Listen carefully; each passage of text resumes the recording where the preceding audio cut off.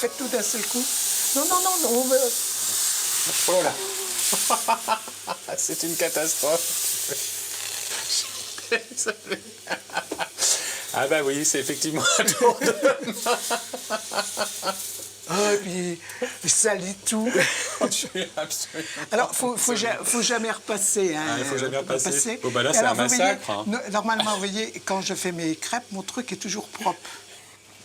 Je crois que Roland, je ferais mieux d'aller visiter le quartier hein, que de faire des crêpes. C'est vraiment pas mon truc, hein, Oui, pas pour mais l'instant. vous savez, c'est difficile de bien savoir faire une galette. Alors moi, je vais aller prendre un cours de tennis avec Georges, qui est prof de tennis, dans un endroit absolument incroyable, au-dessus de la gare Montparnasse. Il y a le jardin de... L'Atlantique. C'est beau hein, comme endroit. Oui, Et puis c'est très caché, très protégé. Il y a même un microclimat, paraît-il. Ah bon?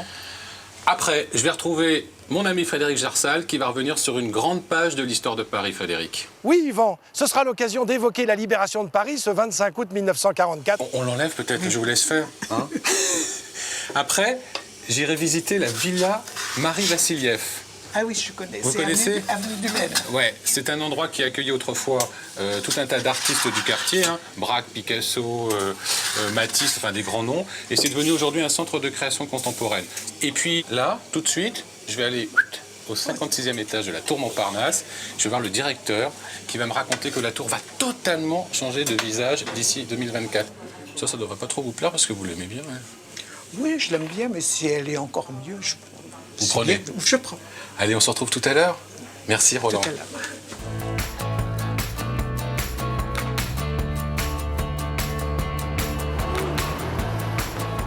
Je vous emmène aujourd'hui en balade dans le quartier de Montparnasse. Son nom remonte au début du XVIIIe. Les étudiants du quartier latin l'auraient nommé ainsi alors que l'endroit rassemblait un tas de gravats. Il faisait référence au célèbre mont Parnasse, une montagne grecque qui, selon la mythologie, abritait les muses.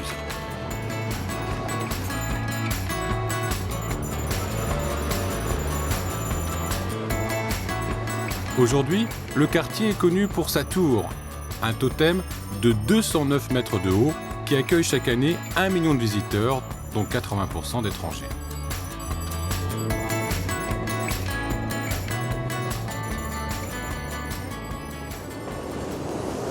Bonjour. Ah Patrick, je suis content de vous voir. Comment allez-vous? Ça va bien? J'arrête pas de chercher la tour Montparnasse avec ma lunette, mais je la trouve pas. Écoutez, vous aurez du mal, hein. Vous savez, certains blagueurs disent que le plus beau panorama est sans doute ici parce que c'est le seul endroit de Paris où justement on ne la voit pas. Mais qu'est-ce qui se passe avec les Parisiens et la tour Montparnasse? Oh, Ils l'aiment pas. c'est une histoire de... On a célébré il y a 2 ans le 40e anniversaire de cette tour. Ouais. Et on a sorti un livre qui s'appelait Je t'aime moi non plus. Mais pourquoi on n'aime l'adore. pas cette tour? La construction de cet ensemble immobilier avec la gare, Le centre commercial. voilà, le centre commercial, ça a détruit tout un quartier. Ouais. Le quartier des bars, le quartier des cabarets, le quartier qui avait été hanté et habité par des générations d'artistes. Ouais, tout ça a disparu. Vous-même, alors qu'aujourd'hui, vous êtes responsable du site touristique de la tour Montparnasse, à l'époque, vous étiez contre. Absolument, je faisais partie de ces jeunes qui s'opposaient très activement à ces projets portés par le président de l'époque, qui était Pompidou, qui avait pour objectif non seulement d'aménager ce quartier, mais en plus d'amener une autoroute urbaine jusqu'au centre de Paris. Et j'étais avec de nombreux manifestants s'opposant à ce projet que l'on jugeait démoniaque et dangereux. Vous l'aimez la tour maintenant? Quand je suis là, Ouais, parce que c'est quand même sympa la vue. on peut difficilement dire qu'on n'aime pas la tour Montparnasse. On a un point de vue tellement extraordinaire sur cette magnifique ville. Chaque fois que j'emmène quelqu'un ici, il y a une espèce d'étonnement stupéfait devant cette beauté. Il y a une magie qui s'opère, ça c'est clair. Ouais. Et on va peut-être descendre parce qu'il fait pas chaud, non? Il y a beaucoup de vent, donc je vous invite Vos bureaux sont en dessous? à descendre au 56e étage. Ouais, on y va, hein, parce que sinon on va s'envoler.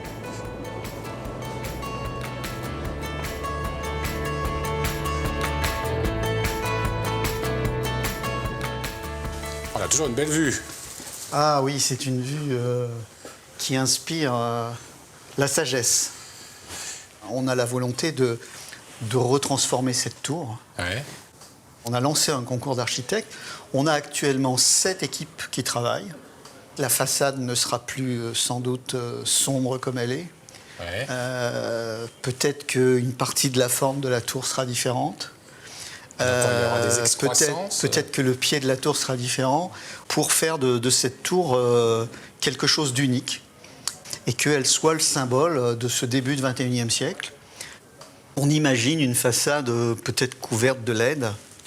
C'est aussi pouvoir permettre aux Parisiens, peut-être à travers leur smartphone, à travers leur tweet, de pouvoir réagir et de pouvoir dialoguer à travers... Avec mon téléphone, hop, j'inscris un truc par exemple, c'est des déclarations choses... d'amour sur la façade de la tour Montparnasse. Oui, des déclarations d'amour, des partages de solidarité. Vous voulez absolument que cette tour soit une espèce de tour de communication vers le monde. Absolument. C'est un peu l'enjeu. Et c'est quoi le calendrier? Quand est-ce qu'on la verra comme ça? Le calendrier, en gros, et on travaille ardemment dans cette direction, c'est quand la flamme olympique arrivera sur Paris. En 2024? En 2024. Ça fait donc à peu près 8 ans. Ça fait 8 ans, donc ça fait 2-3 ans de préparation, d'instruction, des travaux qu'on espère voir démarrer en 2020. Coût d'objectif de la rénovation de cette tour, c'est plus de 300 millions d'euros. Ah ouais.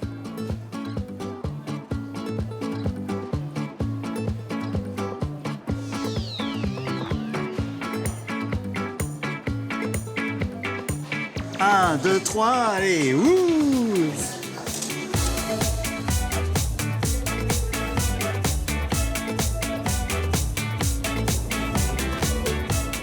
Le quartier de Montparnasse est aussi marqué par l'immigration bretonne. Fin 19e, avec l'ouverture de la ligne Paris-Brest, des milliers de Bretons ont fui la pauvreté pour tenter leur chance dans la capitale. La plupart s'est installée dans le quartier et a ouvert des boutiques et des restaurants.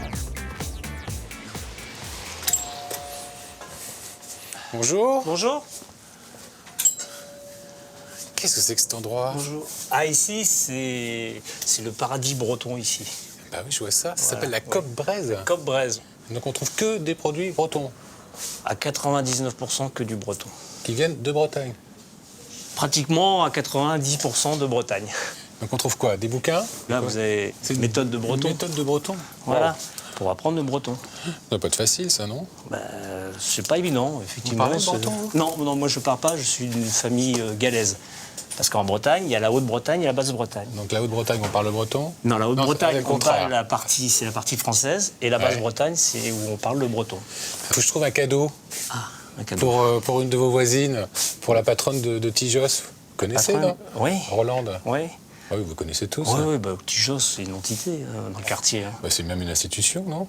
Oui. Hein J'osais C'est pas dire là- le mot, mais voilà. c'est là que c'est pris, c'est là, oui, bah, c'est là où il y a eu Servat, Stivell ont débuté. Quoi. Ah oui, Alain Voilà. Stivell? Ah bon Ouais, j'ai Il a dit débuté Servat. là-bas? Oui, il est venu aussi à Stivell, il y a Glenmore, enfin, il y a tous les grands artistes bretons des années 70. Bon, bah, faut que je trouve un cadeau. Vous allez m'aider. Parce que j'ai raté les crêpes. Enfin, les crêpes, j'ai raté la galette avec elle. Après, bah, bon, les t-shirts. des livres, on en a plein, donc effectivement, Oui, donc peut-être on va pas lui offrir un livre. faut trouver- Ah bah là, voilà, regardez. Sans beurre, Ah, bah un oui. breton meurt. Ah, bah, Hein, pour une crêpière. ouais, pour une crêpière, on peut pas mieux faire. peut pas trouver Et en mieux. plus, c'est la devise des Bretons. Parce que ça veut dire que nous, sans beurre, Vous aussi? ah, complètement, monsieur. Jamais d'huile d'olive? Jamais, monsieur, que du beurre et du demi-sel, monsieur. Allez, emballé. Pas C'est du pris. beurre ni tout. On prend.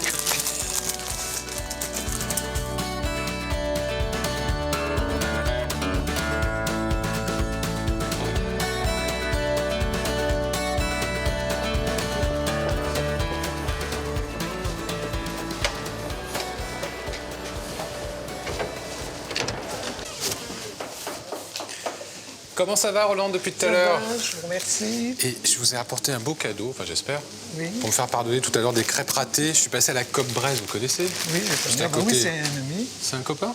Oui, et puis avec son épouse, on avait au départ créé la fête de la Saint-Yves, il y a très longtemps. oui. C'est nous qui sommes à l'origine. À l'origine de cette grande fête Oui. bretonne. Parce qu'ici, on fait que des galettes. Galettes et crêpes. Ah oui. Il y a les deux. Alors, c'est quoi la différence? Alors, une galette, c'est du sarrasin avec de l'eau et du sel. Ouais. Point. Donc c'est tout simple, alors. Tout simple, tout simple. Ben, c'est le plat du pauvre. À l'origine, c'était ça? Ah ben oui. En Bretagne. Oui. Je vous Et la laisse crêpe, expliquer. c'est du froment avec des œufs, du lait Et puis c'est tout. Et un peu de sucre. C'est un peu de sucre, ou pas trop. Pas trop. Alors en plus, vous êtes une spécialiste du sarrasin. Vous connaissez par cœur Oui, cette céréale. je suis une scientifique, donc j'aime bien savoir. Attendez, comment ça vous êtes scientifique? Oui, mon métier, j'ai fait de la recherche dans la chimie du solide, qui n'a rien à voir avec la chimie du liquide. Ah oui, donc vous êtes chercheur à l'origine. Oui, mon métier, normalement, j'étais ingénieur au CNRS. Et vous avez passé le sarrasin au microscope? Oui, j'ai fait des très belles photos du sarrasin au microscope. C'est beau le sarrasin au microscope? Ah oui, oui. Ça fait comme un pavé. Ça fait des grains réguliers. Et quand c'est le froment, on voit des grains d'amidon qui ont différentes tailles, de 10 microns à 40 microns. Et entre, on voit le gluten. Vous avez travaillé combien de temps au CNRS? 40 ans. Et alors, comment vous êtes arrivé à faire des crêpes? Ben, j'ai épousé un Breton, le fils de monsieur et madame Olétro, qui avait l'ancienne crêperie rue Vandamme. Ma belle-mère s'est fait opérer et de l'arthrose des hanches et elle n'a pas pu travailler pendant 3 mois. Alors je l'ai remplacée et c'est comme ça que j'ai appris à faire les galettes et les crêpes. Et mes filles, elles ont appris ça, elles sont comme Obélix, elles sont trempées dans... Parce que c'est votre fille, c'est Solène qui est Oui, là, hein, qui se cache. oui. Bonjour Solène. Bonjour. Ça va bien? Très bien, oui. C'est vous qui avez repris la maison maintenant? Oui, oui, oui. Oui, c'est la responsable. Ouais. C'est la responsable du Tijos. Ouais. Depuis combien de temps? 2004, hein. J'ai fait un CAP BEP à Ferrandi de cuisine. À l'école Ferrandi qui est dans le 6e, pas très loin d'ici. Et après, tu as fait l'école supérieure de cuisine française. Oui, oui. Ah oui. Ça marche encore la crêpe? Oui, oui, oui. Ouais. Bah, ma grand-mère me disait que même en temps de guerre et tout, la crêpe, c'est quelque chose qui marche toujours. C'est une valeur sûre. Oui, exactement. Ça nourrit son homme. Oui, quoi. oui. Mais moi, j'aimerais bien qu'on revienne un petit peu quand même sur l'histoire de la maison, parce que Tijos, ça veut dire chez Joseph, hein, Oui, c'est ça? En breton. Ça a été créé en 1937. La maison date de 1937. Oui, Ouais. mais c'était pas mes beaux-parents, c'était monsieur et madame Bezen. Et vous avez des documents sur tout ça? Vous avez des photos? J'ai des photos de l'ancien Tijos, oui. Vous me montrez? Oui, je les ai là. Ah bah oui. Donc là, ça c'était l'ancien Tijos. Rue Vandamme. Il y a tous les mêmes meubles que vous retrouvez ici. Ce restaurant-là, il a été détruit. Ah, tout a été détruit. Tout le quartier a été détruit. Rue de l'Ouest, C'est ça. rue Vandamme. Enfin, les gens ont été expulsés pour cause d'utilité publique. On devait faire un hôpital, des crèches, des écoles. Oui, Bon, on a fait des grandes surfaces. Voilà. Des magasins. Des magasins, l'hôtel, machin. Oui. Et du coup... Donc ils se sont fait avoir, les gens, quoi. Alors, complètement avoir. Même mes beaux-parents, ce qu'ils ont touché comme indemnité, c'était nul. Après, monsieur et madame Bezen vendaient leur restaurant, ils ont acheté le Tijos. Et ils l'ont acheté en 49. Alors, depuis 49, le Tijos appartient à la famille Auditro. Ok. Ça fait 3 générations. Et là, c'est une crêpe qui arrive. Merci Solène. Ah, c'est super, c'est que Petite pour galette moi. beurre. Waouh. Galette de sarrasin, hein, j'ai bien Oui, compris. galette de Je suis tout seul à en manger? Oui. Ras-le-bol des Trop tôt galettes. pour moi pour manger. C'est délicieux. Je vais vous laisser, parce que je vais aller jouer au tennis au Jardin Atlantique. Vous connaissez bien les Jardins Atlantiques. Oui, oui. Je vais finir ma crêpe, hein, je vais prendre des forces. En tout cas, merci de votre accueil. C'était sur ça. C'est Clénite, c'est vrai, c'est Clénite.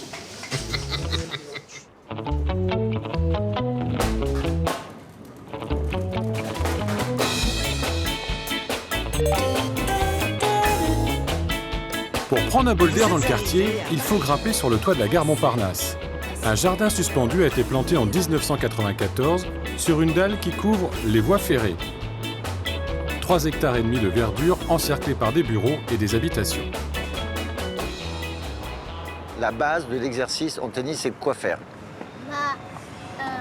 C'est savoir faire les bons gestes, Les bons gestes, très bien. Deuxième chose, anticiper, c'est-à-dire prévoir le coup de l'adversaire. Parfait, toi. bien se déplacer. Bien se déplacer, le côté physique. Donc vous gardez les mêmes équipes, les gars. C'est parfait. Bonjour Georges. Oui, bonjour. Yvan. Salut, ça va? Ça va? Bah, dis donc, Très bien. c'est une vraie surprise de trouver des terrains de tennis ici. Là. Oui, oui, Parce c'est magique. L'été, les gens pique-niquent. Ah oui, des moments. Ouais, les mamans pique-niquent là, et les les enfants autres. pique-niquent, et puis ensuite ils viennent au cours, et puis voilà, il y a des relations qui s'installent. Ils sont où les TGV là? Ils sont en dessous de nous, ils passent. Ouais, la gare, elle est là. Ouais, ils sont en dessous. Alors, c'est pas trop dérangeant, mais l'avantage, c'est que bon, il y a un petit peu de chaleur qui remonte. Ah ouais? Bah oui, parce que bon, les TGV qui arrivent, qui ressortent, les gens qui circulent, etc. Donc on a cette chance de ne pas avoir des cours qui sont l'hiver trop humides. Mais alors, on est complètement entouré de bâtiments. Là. Alors moi j'adore parce qu'on a cette chance d'avoir ici un climat tempéré. C'est extraordinaire. Vous circulez à la sortie, vous allez avoir un vent, un léger vent. Et de temps en temps, quand le vent est un peu plus important, pour jouer au tennis, c'est très difficile l'hiver. Et là, ce vent est coupé par ces immeubles. Ouais. Si tu as 2 degrés là-bas, tu en as 6-8 ici. C'est toujours comme ça. Ah si. Ça existe depuis combien de temps ici, ce club, ce terrain de tennis là? Alors les terrains de tennis ont été refaits en 2007, mais ils avaient déjà 10 ans. Ça appartient à qui là? Alors ça appartient à la SNCF. L'endroit? Ouais, l'endroit. C'est pour ça qu'on ne peut pas faire de cours couverts. Ah, pourquoi? Parce qu'ils ne veulent pas qu'on mette des poteaux au risque de créer des fissures et donc d'alourdir la structure. Et voilà, et le risque d'avoir des inondations en cas de forte pluie. Mais alors, ici, c'est quoi? C'est une école de tennis? C'est une école de tennis qui s'appelle le Parnassium Tennis Club, du 15e. Donc elle a été montée pour tous les jeunes qui sont autour. Il y a plusieurs associations qui bénéficient des terrains réservés pendant 1 an par la ville de Paris, la jeunesse et sport. Avec moi, c'est 160 € par trimestre. D'accord. Voilà. Combien d'heures de cours? Ils jouent 1 heure par semaine et pendant les vacances scolaires, ils peuvent jouer encore. Donc, ça va, c'est très abordable. Ouais, on essaie de le faire. Hop, oh là là, qu'est-ce qui se passe? Ah, je crois qu'il y a Achille qui nous a envoyé la balle. On fait une petite partie? Tiens, je te prête ma raquette. Merci.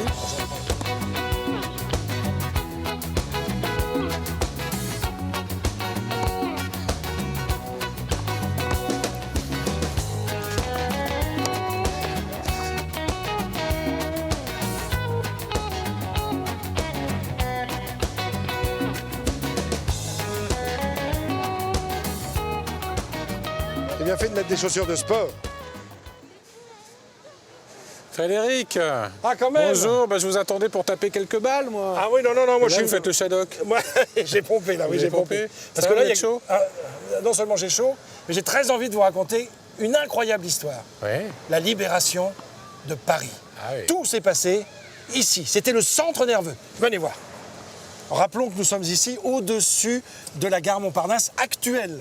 La gare, à l'époque, en 1944, était un petit peu plus bas. Oui, tout près de la rue de Rennes. Oui, voilà, exactement. Ici, le général Leclerc, qui a fait rentrer ses troupes, la 2e DB, la 2e division blindée, entre dans Paris pour libérer Paris. On a confié à des Français la libération de Paris. On a voulu, le général de Gaulle a insisté pour que ce ne soit pas forcément que des Américains, mais aussi des Français. Il rentre à 6 h du matin. Les hommes de la 2e DB ont sorti leur dernière chemise, qui était encore propre. Ils se sont rasés de frais. Ils veulent libérer Paris, mais surtout montrer un beau visage. Et c'est un jour tellement qu'on attendait depuis tellement longtemps, depuis juin 40. Donc plus de 4 ans. Et voilà que tout de suite, la 2e DB rentre dans Paris et vient s'installer, le QG, le quartier général, s'installe à la gare Montparnasse. C'est un choix délibéré, c'était calculé à l'avance. Pour quelle raison? Eh bien, la raison majeure, c'est qu'il y a là un centre téléphonique de tout premier ordre, qui permettait d'avoir en temps réel l'avancée des troupes allemandes qui convergeaient vers Paris dans le même temps, pour essayer de sauver Paris pour les Allemands, évidemment.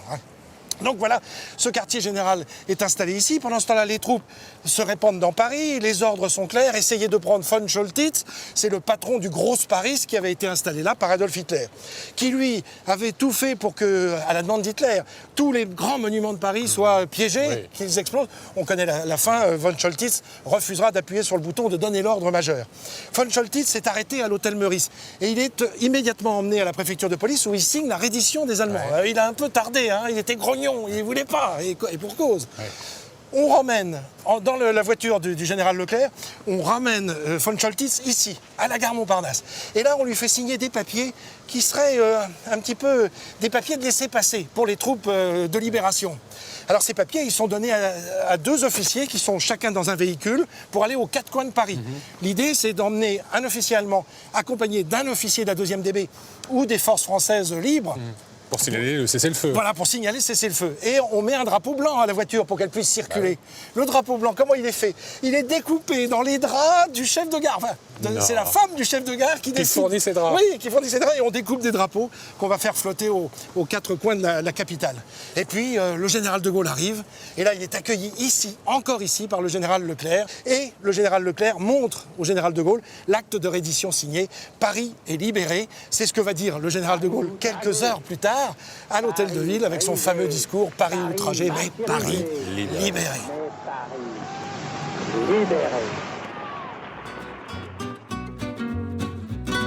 Pour terminer cette balade, je file Villa Marie-Vassiliev. Cette charmante impasse abrite depuis 1900 des ateliers d'artistes construits avec les matériaux de l'exposition universelle.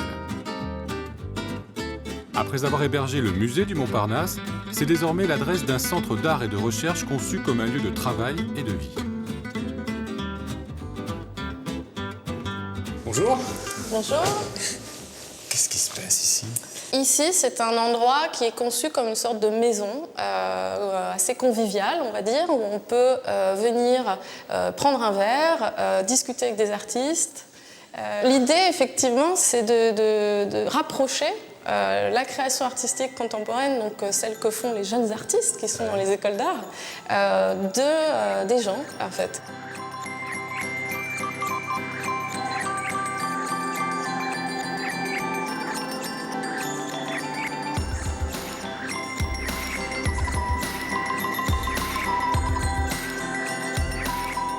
On a un atelier au fond de l'allée, qui est donc en fait le lieu où on accueille les artistes en résidence, qui viennent de Cuba, de Chine, de Japon. Chaque année, nous sélectionnons 4 artistes internationaux qui auraient envie de venir à Paris, passer du temps pour travailler, développer un projet de recherche.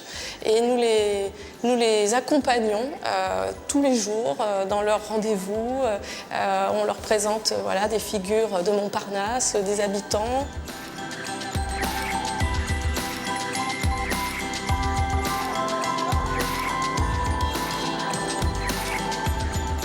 Ici, ça s'appelle Fondation Villa Marie-Vassiliev. Ça sonne un peu russe. C'était qui cette Marie-Vassiliev?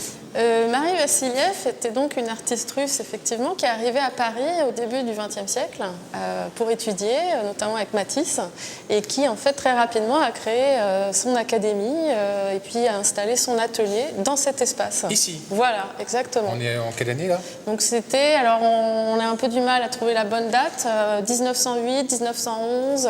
D'accord, début du XXe. Voilà. Et qu'est-ce qui se passait ici, alors? Eh bien, en fait, elle y avait organisé une sorte d'atelier qui pourrait être considéré comme un des premiers centres d'art, où les artistes se réunissaient, travaillaient, mangeaient, buvaient ensemble. C'était un endroit convivial où n'importe quel artiste pouvait venir sans prévenir, juste pour échanger, dialoguer. Donc ici, on retrouvait des gens comme Picasso, Modigliani, Matisse, beaucoup de femmes artistes aussi, Braque, voilà, qui du coup avaient notamment... Il y avait Léger qui organisait des conférences. Mais elle était artiste aussi, Marie-Vassiliev, elle créait? Marie-Vassiliev était artiste, elle faisait des sculptures, des peintures, des collages. Elle travaillait aussi pour les ballets suédois. Elle était vraiment une artiste protéiforme et elle a notamment aussi fait une peinture d'un banquet qui s'est organisé ici, qui a été en fait organisé en l'honneur de Braque.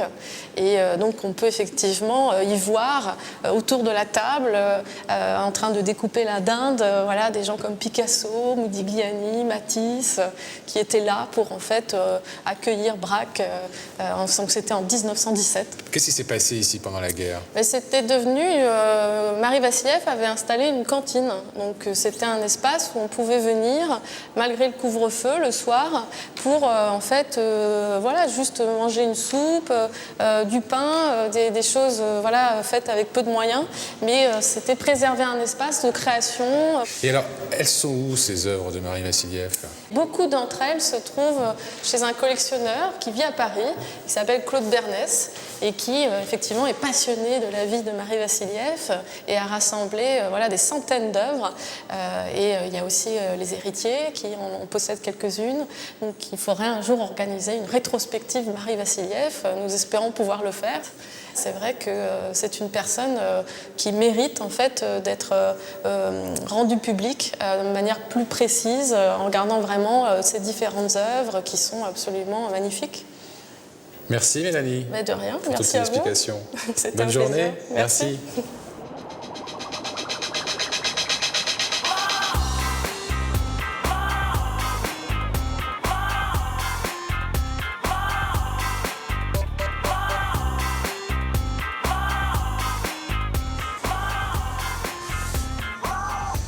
Waouh, ça c'est beau.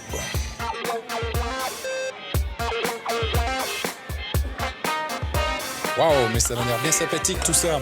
Évidemment, je ne pouvais pas terminer cette balade dans le quartier sans vous montrer cette vue absolument incroyable sur Paris. Je suis revenu au 56e étage de la tour Montparnasse, mais cette fois-ci dans le restaurant panoramique qui, en dehors de la vue, a une spécialité, c'est le champagne. Je vous invite aussi à voir ou revoir cette émission sur france3.fr. Vous pouvez aussi venir me parler sur les réseaux sociaux. On se retrouve la semaine prochaine pour un nouveau numéro de Paname. À la vôtre.